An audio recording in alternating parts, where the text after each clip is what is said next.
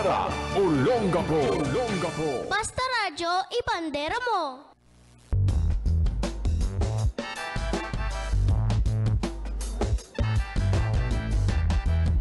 Alright, and yes, you heard it right. Basta radyo, ibandera mo. Kamusta mga kaibigan? How are you guys doing after the elections? Ayos ba tayo dyan?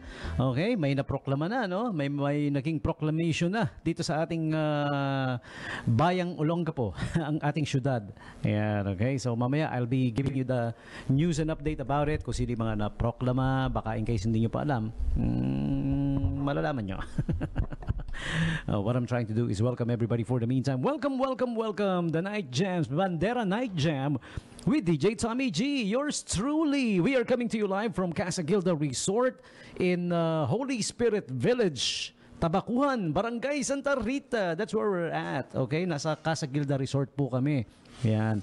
Okay, so if you guys want to advertise, you want to visit the station, come and talk to us. All right?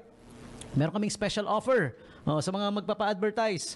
Libreng swimming pool. Yung swimming pool nandoon lang sa pagpasok nyo nakabungad agad, no. Sa mga gustong mag-advertise, ang payo ko sa inyo, magbaon kayo ng swimming trunks. Sa babae, syempre swimsuit. Saan ka nakakita ng may magpapa-advertise, may libreng swimming. Pwedeng mag-swimming yung buong pamilya, isama mo. Basta avail the advertising packages that we have, ha? Dito sa Casa Gilda Resort, ayan, number 45, Holy Spirit Village, Tabakuhan, Santa Rita, Olongapo City. Alright. Okay. So, kamusta naman yung mga kaibigan, mga kapatid, mga kabarkada after the election? Ayos ba? Nung may nanalo na, guminhawa ba agad yung buhay natin? Hindi pa, syempre. Let's wait. Wait lang. Hintay lang. Time for me to give you today's holidays and observances. As usual, of course. May 13 holidays and observances. Being brought to you by Royal Duty Free. They still have the ongoing, of course, yung kanilang Ultimate Summer Adventure Raffle promo. It actually started way back March 15 pa, and it will end May 31. Halos nangangalahati na yung Mayo. Ang bilis ng panahon, ano? I still feel like we just started May. Nag-birthday pa ako. Nag-birthday si DJ Nika. Tapos ngayon nangangalahati na, magbababay na yung May, no? Ang bilis. Kaya dapat talaga, totoo yung sabi nga nila, enjoyin mo yung buhay mo. Mabilis ang panahon. Kung akala mo mabagal ang andar ng time, kung titingnan nyo yung time frame niya on a universal scale, syempre nasa universe tayo, di ba? Yung period of hundreds of years, thousands of years, napaka-minute, napakaliit lang yan sa time frame of Earth, of the universe. Napakaliit lang, di ba? Ang buhay nga ng mga planeta, billions and billions of years eh. Di ba? So napakaliit lang yung even thousands. Kaya ang buhay talaga natin, yung life expectancy natin, di ba? Nakakalungkot nga eh, yung life expectancy daw ng Pilipino, nag-average dati ng 55 lang. Sus Mariosep. Ngayon, I'm glad medyo tumaas yata. Nag-60 something yata yung life expectancy based on statistics. Ayan. So, napaka-iksi ng buhay natin. Enjoyin nyo na lang. Okay? Huwag kayong magpapa-apekto sa mga taong buraot. Hayaan mo silang mamburaot. Tsaka yung mga problema nyo, huwag niyong poproblemahin. Hayaan yung problema ang mamoblema sa'yo. Tsaka kung may problema ka man, huwag mong tambayan. Daanan mo lang. Zoom! Swing! Ganun lang. Di ba? Enjoy life. Ang sarap-sarap kaya mabuhay, di ba? Tapos, bakit masarap mabuhay, di ba? May mga pagkain tayo na masasarap. Enjoyin mo rin yan. Di ba? Okay, so, ayan na. Ang dami ko na sinabi. May 13 lang. Holidays and observances tayo. Again, brought to you by Royal Duty Free. The raffle promo is up until May 31 na lang. Ang grand prize nito is Trip for 4 to Phuket, Thailand. Wow, bukod sa Trip for 4 to Phuket, Thailand, meron pang mga iba pang gadget eh. Like ito yung electric scooter, ayan, motorbike. Ayan, I don't know kung electric din tong nasa display na motorbike eh, hindi yata. Ayan, may digital cameras, digital watch, smartwatch, di ba? JBL speakers, ayan. Okay. Sinong nakakaalam kung anong meaning ng JBL? Di ba? Text nyo nga ako, message nyo ako kung alam nyo yung meaning ng JBL. Oh, anyway, i-reveal na rin natin, huwag na natin patagalin. Ang meaning talaga ng JBL is Jabulu. Yun ang meaning ng JBL. Hindi nyo alam, no? Di ba pag inoon nyo yan, di ba sabi, Jabulutoot is now ready to pair. So, yun ang meaning ng JBL, Jabulu. Jabulutoot is now ready to pair.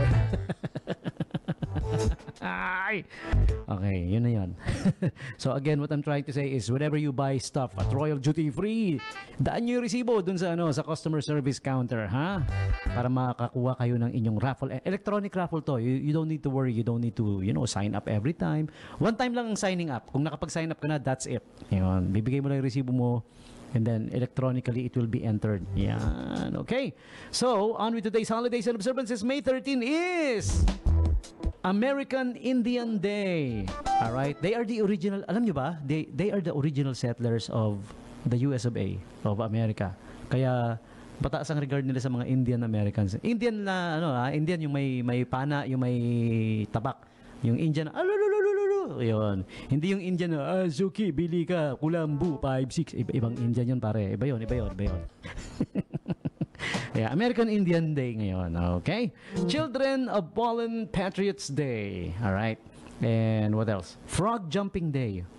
Really? Ano to? May contest na ganito minsan no? May napapanood ako Frog jumping. Nag-uunahan, di ba? Okay. Alam niyo yung ex-girlfriend ko na roommate ko na ngayon. Grabe ang takot sa frog. Pag may palaka, halos himatayin. I don't know why. May mas nakakatakot pa sa frog di ba? Gaya ng biyanan. Yan. mas nakakatakot pa yan sa frog. Biyanan. Naalala ko yung may show kami noon Dumating akong late. So, sabi ng mga tropa ko, bakit ngayon ka lang, ba't late ka? Sabi ko, galing kasi ako sa libing nung biyanan ko Sabi ko, ba't andusing mo?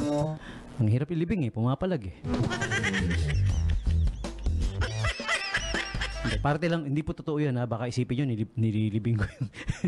Parte lang yun ng stand-up comedy namin. Yan. We do stand-up comedy every Saturday at Acapella Cafe. Yan. Burgos Street, Barangay Wawandwe in Subic Town. Ayan, okay?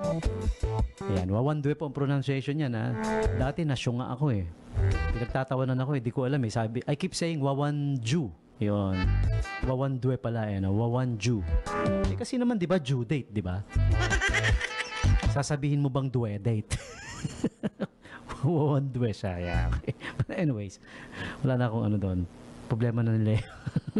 Okay. And Indigenous Arts Day. Yan, okay? Indigenous arts. Yan yung mga arts na ginagawa ng indigenous people. Like yung mga artworks ng mga Indian, yung artworks ng ng katutubong Aita natin. Yan. That's what we call in the Philippines.